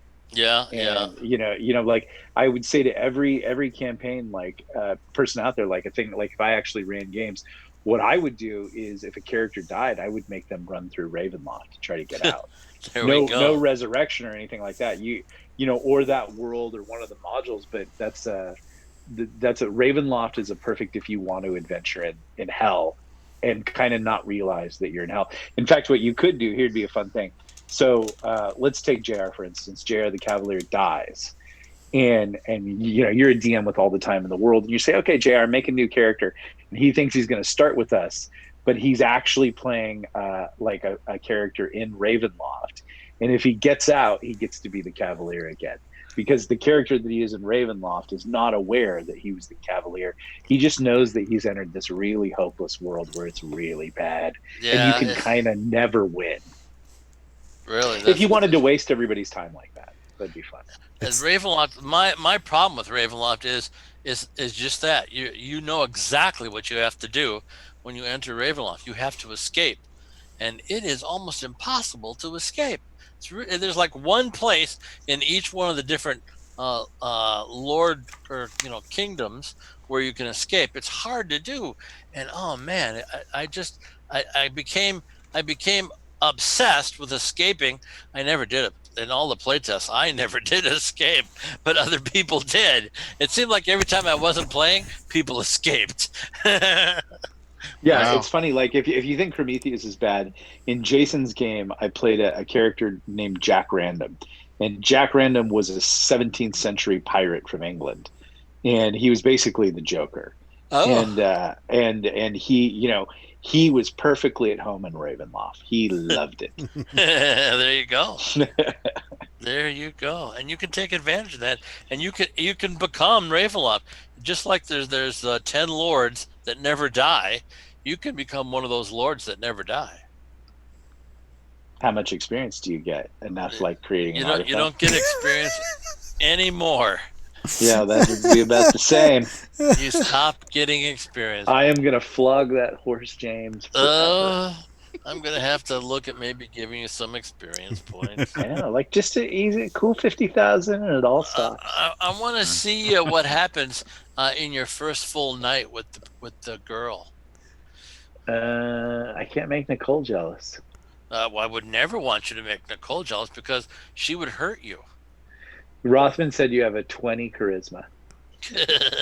Aw, I love you. She said she loves you. She There we loves go. you, Michael. Oh man, that's nice. So Well, and yeah, We Yes. can't have the sword be higher charisma than Nicole. So yeah. No, that's impossible. Of course, we've got Nicole as a deity now. She's a So it's just- succubus deity, but she's a Well, deity. yeah, but I don't have to do that now. Now that we're in a new dimension, so that's an argument for not going back. I was about to when- ask about that, When the year is up, something's going to happen. but we're not in the same dimension anymore, right? Yeah, I know, but that's not a problem for a guy whose boss is a great big demon.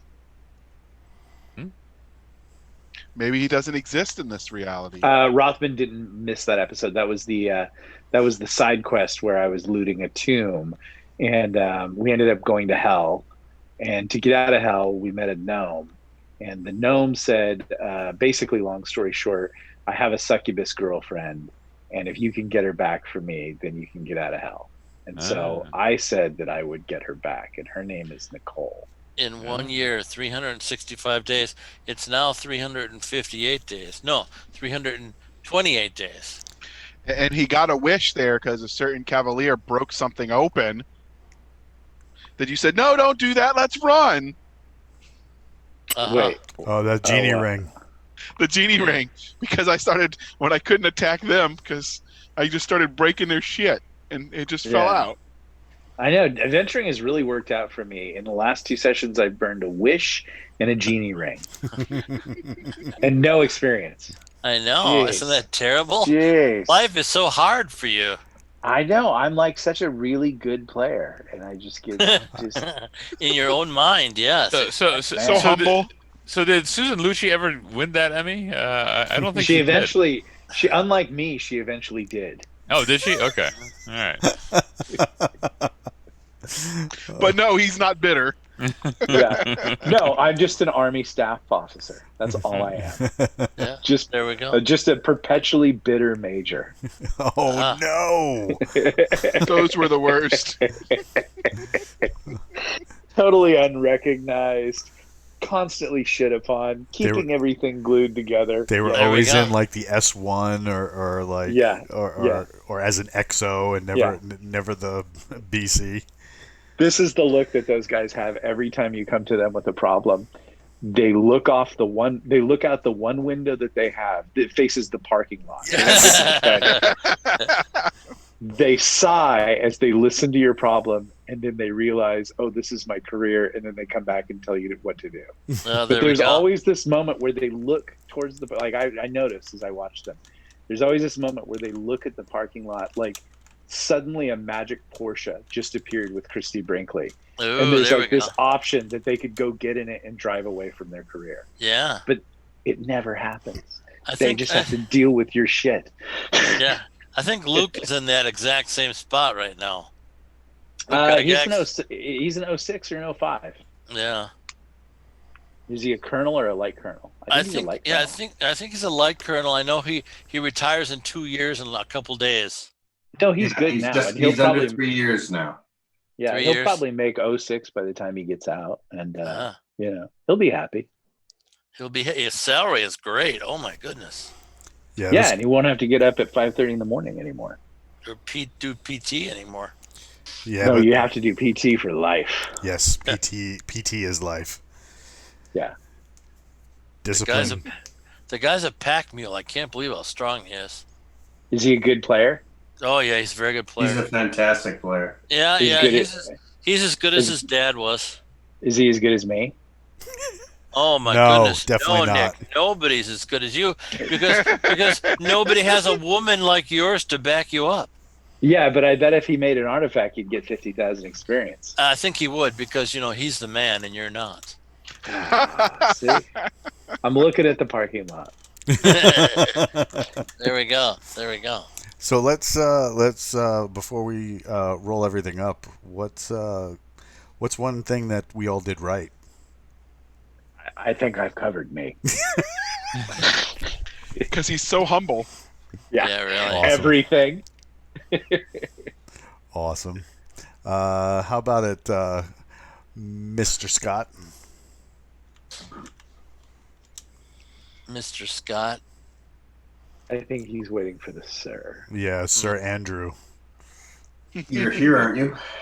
Yes. You're here, aren't you? Wow. Right on. How about it? Talk about monumental ego. Oh my goodness. Hey, my job is to keep him alive. I do my job. It's only conceited if it's not true.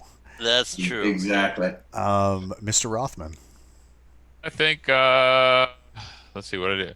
My dice were mostly working for me. I think I only swished once. Yeah, you had hot dice. It was real good. Some days you only have fives. Yeah, exactly. So did I mention I made an artifact? That was actually not this session, Nick. That wasn't this session? Well, but I we've put the only gem in it, and it became an artifact. Yeah, not this session, last session. But we only realized how good it was this session. Yeah, exactly. I put the gem in, and the hot chick appeared. Yes, you made it. You made a living artifact, which is probably going to make you the most famous character in the campaign world. That's all I want: fame and glory. That's all. That's all. If you'd read Gods and Legionnaires, you just summed up Prometheus. Well, there we go. There we go. Yeah. So, Dron, what did you do right? I did not flub the stream today. Well, let me correct that. During the D&D game, I didn't flub the stream. I kind of double billed us on the Galaxy's Edge stream tonight. What does that mean? What does that mean? So for the first 10-15 minutes of the stream, because it was only supposed to go out to insiders, I had it was out to the public link at the same time. So I was luckily Daniel caught it before we started talking about in-depth stuff, and I was like, like Thanos in the movie, it just just went away and everything was fixed. So there we go. There's some secret stuff in the Insider podcast. There's two secret things. Oh yeah. There's the secret celebrity, and then there's the secret book. Yeah. But I think I love it. I think it would be fun to start a second show with just Galaxy's Edge lieges, and have Jim try to kill them, and I bet they wouldn't die because I could run them through Metamorphosis Alpha, or through this world. Through a fantasy world. Yeah, it is fun. Just our players, not as Legionnaires, but just come in and play D&D as members of the GE community, and just come in and just show you how it's done, because they're the best people in the world. I see. Yeah, we do have some quality people. Yeah, we should put together a GE. Yeah, in my spare team. time, let's do that. I was just thinking that. Well, I mean, I do this for so little experience. You should want to do this too. Yeah, right. Yeah. Well, someone is ordering me to write a novel in a couple months, so that's going Yeah. to take up quite a bit of time. It's going to be great. You and JR, you guys are going to kill it. I was gonna say, as long as you don't get the same Tracy Hickman deal, it's like. Yeah, we will Oh, not. God. Yeah, I don't plan on suing these two guys. They're too nice. That They're- just right now, like, yeah, I mean, that's the Tracy Hickman and Margaret Weiss thing is the main fault that they did is they didn't read the room, and that it was spelled out to me in a meeting I just had with a major corporation about 3 weeks ago. And it was just spelled out like, this is the way of the world for the next couple of years. Plan accordingly. And it's just, they come from kind of old school publishing, and I know people that have worked with Tracy and indie publishing to try to convince him, like, you don't need to do these deals. uh-huh. You could make a lot more money on your own. And I don't know that message has been received. Uh-huh. But the truth is that Margaret Weiss and Tracy Hickman don't need any kind of publishing deal. That's very They can, true. They That's can very do true. it on their own and print money. I'm sure that they went to Wizards with good intentions, saying, because they really love Dragonlance, they just love it, and I'm sure you kind of like you guys in Galaxy Edge. They went there and said, "Hey, let's bring back Dragonlance as a viable product," and Wizards started out by saying, "Sure," and then they got shafted. It's horrible. The only problem that they have is that if you have sold your IP to someone else, which you should never do, which they did, because I don't think it was their IP to begin with. It was just Right. the IP that It wasn't. TSR. Yeah. That's the big problem in the whole equation. And the thing that you have to do as a writer is you have to realize that ship has sailed. But you could make your own Dragonlance. You know what I mean? Yes, you could. So what happened was Gary wouldn't let anybody else do Greyhawk product. And so Harold Johnson and Margaret got together and said, "Hey, we have to have another fantasy line." And so they with a bunch of the artists, put together some ideas for Dragonlance, and it really clicked well. And they actually got a couple of famous fantasy authors to say yes to writing novels, but those authors always turned in wretched outlines that they hated. So Margaret and Tracy turned in a real good outline. So basically TSR people put together Dragonlance, and then Margaret and Tracy put together the novels and just made them wonderful. Jim, name names. Who were those horrible authors? Oh my goodness. Come on, just name that. No one cares anymore. I know. I'm trying to think. They were both guys.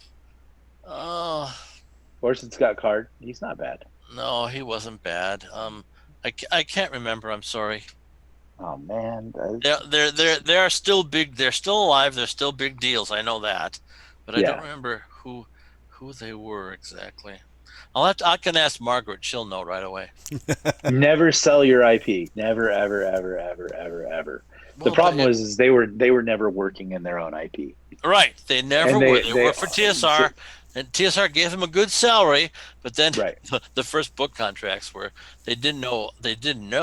And so Yeah. they ordered just 100,000 of the first Dragonland book, and that sold out in a week.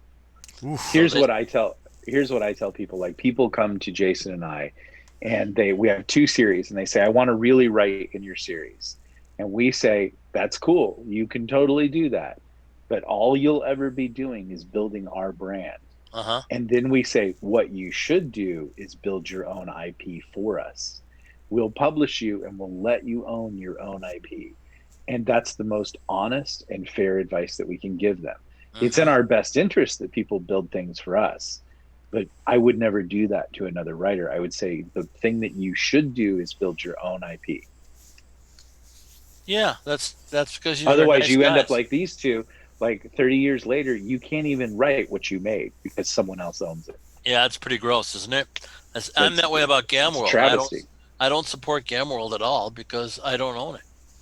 I think that there should be a creator law within IP. Like that would go a long way to stopping corporations by saying, you can't just own the IP. If a creator created it, they have some rights to it. But the problem is that when we're all starting out, we're so willing to surrender those rights for a paycheck because you have to feed your family. Yep. Yep, exactly right. But I think Jack Kirby and Stan Lee both had that problem and sued Marvel and won. It's a long haul. It's a Hmm. long haul, and Hmm. you're just looking at if you're fighting a major corporation, they can just waste all the time in the world wearing out your limited resources. Yeah, The yeah, only I hear people you, buddy. worse to fight is the government. A low level government employee could just wear out your entire fortune and not cost himself a dime. So Yeah, there does need to be tort reform and those kinds of things, but that's a Yes. discussion for another day. kind of like a Jackie Coogan law. Sure. Yeah. Why not? Why But not? hey, but hey, build you can, I would say to those two, you could, what I would do is I would say like, because what Jason and I did is we just filed the serial numbers off of Star Wars because we saw the dissatisfaction with the destruction of the expanded universe. Yeah. And so we said, okay, we're just going to build our own Star Wars. And that was the audience that I would say to Tracy Hickman, why don't you make Ravenloft meets Dragonlance and make it your own thing and surf as close to that line and dare TSR to come and sue you? They But with tried doing three different IPs themselves, and they were always big flops. Big Yeah. flops.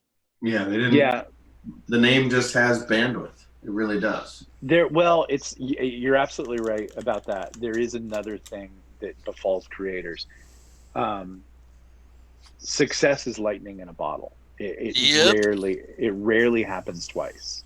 Yeah. Yeah. Let's Gary Gygax did D&D, and he believed that he could make lightning strike twice, and so he went off on his own, and he did not make it strike again. Nope. No, the The people art that can to do make it. that That's stuff. why, like when you look at someone like Tom Cruise, who can still be a celebrity after 40 years, that defies all the odds. That defies all the. It just doesn't happen. But Yeah. there's It's always tiger exceptions blood. to the. Yeah, it's Hmm. something. It's there's exceptions to the rule, but there's something about creators that they create one thing and then they think, well, okay. And what we see in the indie community is a guy who writes Space Marine suddenly thinks, I can go do high fantasy, and the audience will not follow because here's the rule: audiences never genre jump. They don't really follow the writer. Uh-huh. Now there is an exception, current exception, which is J.K. Rowling. Her detective series nothing will ever do as well as Harry Potter, but her detective series does really well. Really. Yeah, she writes under the pen name of a man. What's it, Galbraith? Yeah, Yeah, it's but good. but I mean it's good, and but I'm confident that the only reason that it's getting traction is because she's getting a percentage of her former audience who might be a crossover, Yeah, but not and initially. When she wrote as Robert Galbraith initially, she did her numbers were excellent for a mystery author. okay. And then she revealed, oh, by the way, this is me. And then everybody flocked to the brand. It was a success before she revealed herself. Mm. She's just a gifted storyteller. So Whether you why like the stuff she writes or not, she's just gifted. so why are you guys doing Forgotten Ruins then? Well, what we did with Forgotten Ruin is we analyzed what we were doing, and we did want to go directly to high fantasy, but we kept seeing our contemporaries attempt the same thing and fail. And so what we said is we need to do something new without actually leaving the audience. We need to write Dragonlance again, but make a modification. So that's all we did. What we're really doing is just writing the next incarnation of Space Marine, and that's where I have to actually stop. I see. But we think, and again, this is all theory and everything like that, but we think we're still catering to the same audience. We're not actually going into fantasy. Yeah, I hear you. I understand. After But reading the when it's a book. big flopperoni and we're back to, we'll always write Galaxy's Edge novels because we like Galaxy's Edge novels and everything like that. But we see the chance now for a second IP, and people do it. Remember how big of a hit Howard the Duck was for Lucas. Yeah. Now, what I'm finding that's interesting is because I pretty much made my bones on the sci-fi thriller side of the world, and only recently was doing some fantasy. I mean, I've got the 4-book fantasy thing out, and plus another 3.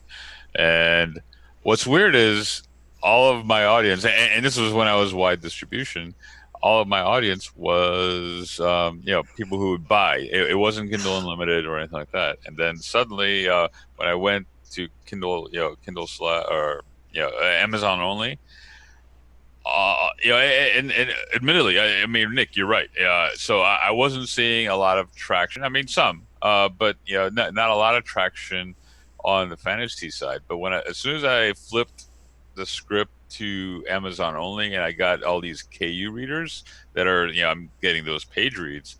So I mean, when suddenly, I literally only started that 2 months ago, but I got people reading over 2 million pages a month, and I'm like, oh, nice. And a good half of that is actually coming out of the fantasy. It's almost split, 50-50 between, Yeah, So, and don't forget how well your mommy erotica does. Speaking of erotica, there was a big bomb dropped about Nick's alternative writing coming forward. I understand there's some military sci-fi furry fiction coming from you, Nick. There is.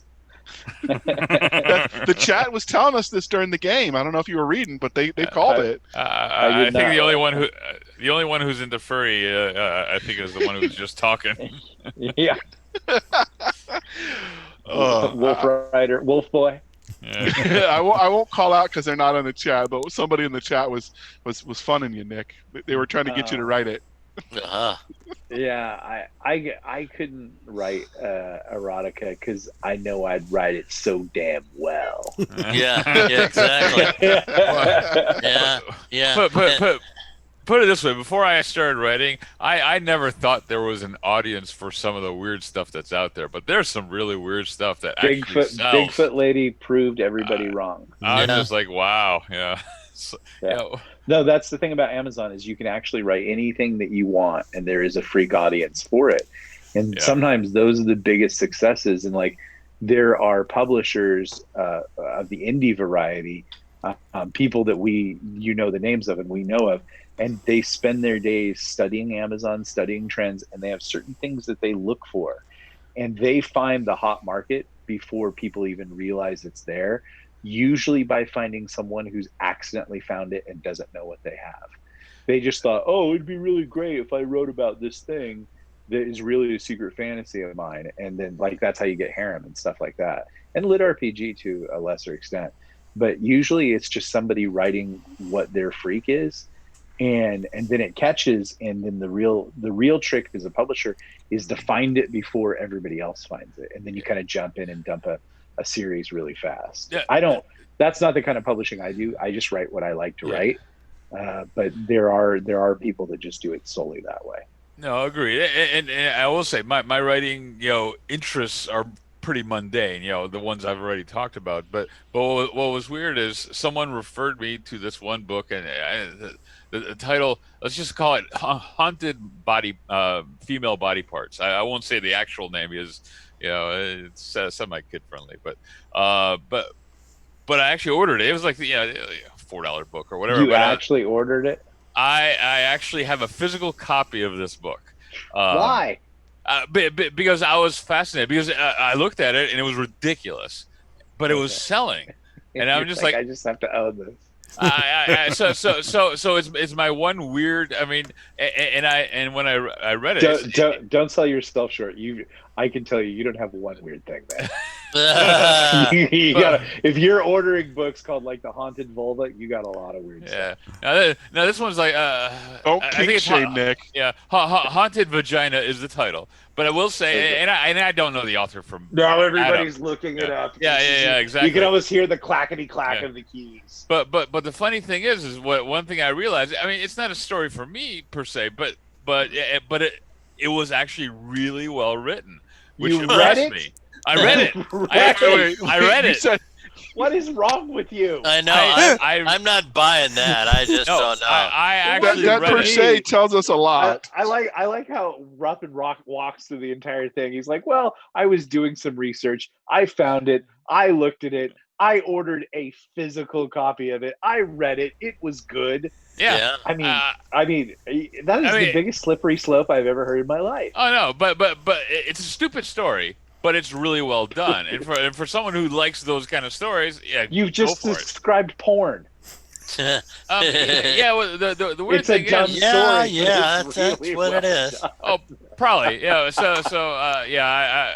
The funny thing is, I'm only familiar with the visual artifact of the porn. I've never read any, but that I'm aware of. No, but all porn now has you a have. story. Yeah, yeah. All porn has a story. Like they have to have the reason that the two people are ordering a pizza, and the location and everything like that. All porn has a story. Well, It's a terrible story, now, but now, it now, turns out to be really well done.